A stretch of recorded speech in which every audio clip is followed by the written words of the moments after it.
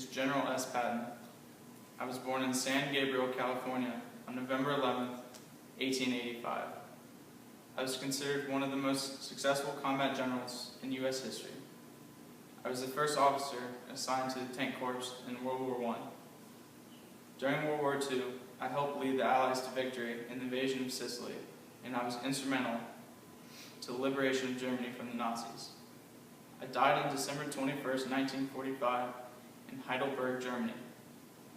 As a young boy, I set my sights on becoming a war hero. During my childhood, I heard countless stories of my ancestors' victories in the American Revolution and Civil War. Striving to follow in their footsteps, I enrolled in Virginia Military Institute in 1904.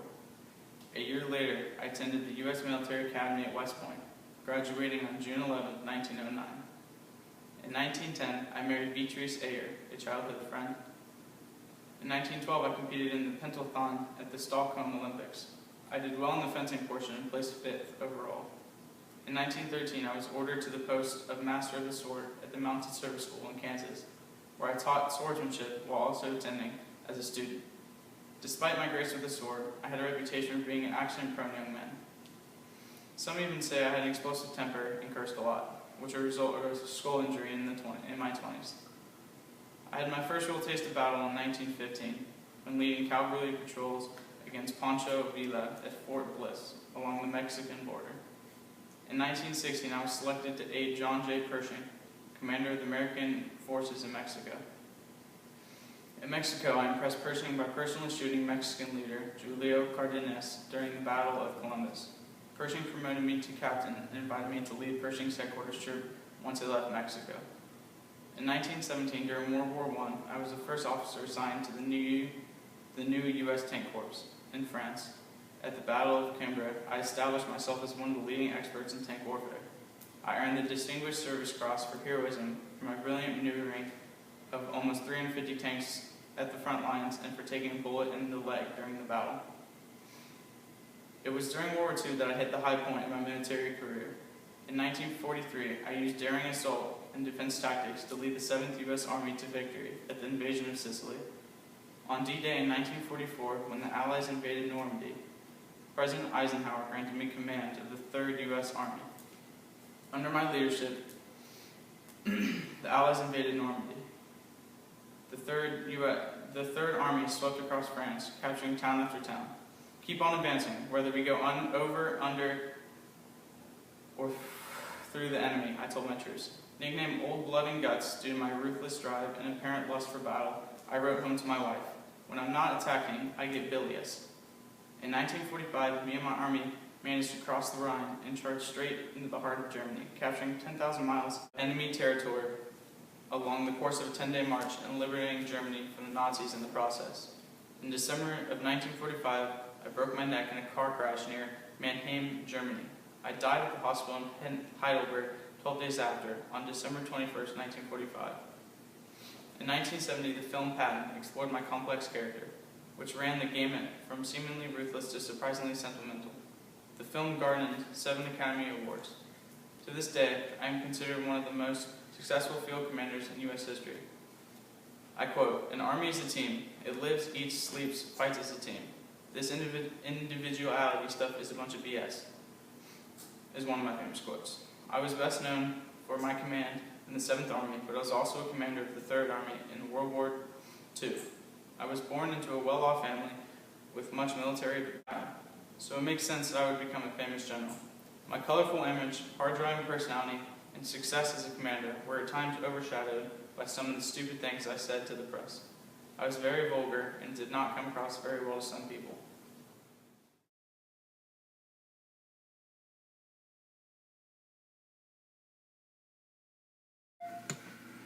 In 1942, he stepped forward like some warrior of old to lead and inspire vast forces of men. His 3rd Army swept across the continent of Europe. No American leader was more colorful and more successful.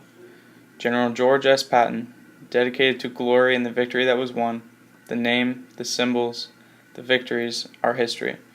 From his earliest years, he believed he would be General George S. Patton. He proved himself a model cadet at West Point. He had a very serious emotion of being a soldier. rarely showed a smile. He established the first football team for soldiers, which kept the soldiers from wasting their hours drinking and gambling. In World War I, General Patton was convinced the tank would be the best war tactic. He studied it, kept by its side, and rode it into battle. Patton was the U.S.'s first tank commander. After the war, the tank school was created. His wife joined in and supported her soldier husband. The time for battle came again, November 1942, in the invasion of North Africa. Allied leaders such as General Alexander sensed Patton's military gifts, his gifted instincts on what the enemy would do. Patton set a tank track. Ronald marched right into it, retreated, and never attempted a counterattack. His reputation grew. He was selected to command the 7th Army, slated for the conquest of Sicily. Patton told his army, "God is with us, and we shall win." Attack, attack, and attack again was Patton's fighting principle for winning wars. Patton believed in showmanship. Patton's army won the island of Sicily in 38 days. On D-Day, another army was assembled, Patton's third. With plenty of armor, the army was like its commander, fast and hard-hitting. From the Sherborne Peninsula began the Patton version of a German blitzkrieg. The old man said, "The harder we push, the more Nazis we kill, and the more Nazis we kill, the fewer of our men will be killed. Pushing means less casualties." Patton liberated town after town. The third advanced like a tidal wave. The Third Army crossed into France, or in Patton's words, was touring France with an army. Patton saw nothing in the way. He was ready to push on, into the heart of Germany. Patton's supply lines began strained in the winter. The Third was ordered to hold up and take defense. Nothing but defeat itself could have made the general more depressed. This was a difficult time for an army built to roll. Patton was given the green light after many persuasive speeches. Metz had withstood every assault for 400 years. Patton finally took it over. Field Marshal Van Runstick struck with 40 divisions on a 40-mile front at the Battle of the Bulge. Patton was asked to give what help he could. Terrible weather prevented a much-needed aerial attack. Patton, being a religious man, prayed, "O mighty and merciless Father, grant us fair weather for battle." The Third broke the back of the general offense before the Germans began preparations for their own. The old man continued to press his army, and the results were always more than they expected. The army would be found to do the impossible. Patton believed in decorations, and showing off the good deeds of his men. The famous Third was on the move again, on a spring rampage that would bring the war to a close before summer. Again, Patton's army was going beyond expectations.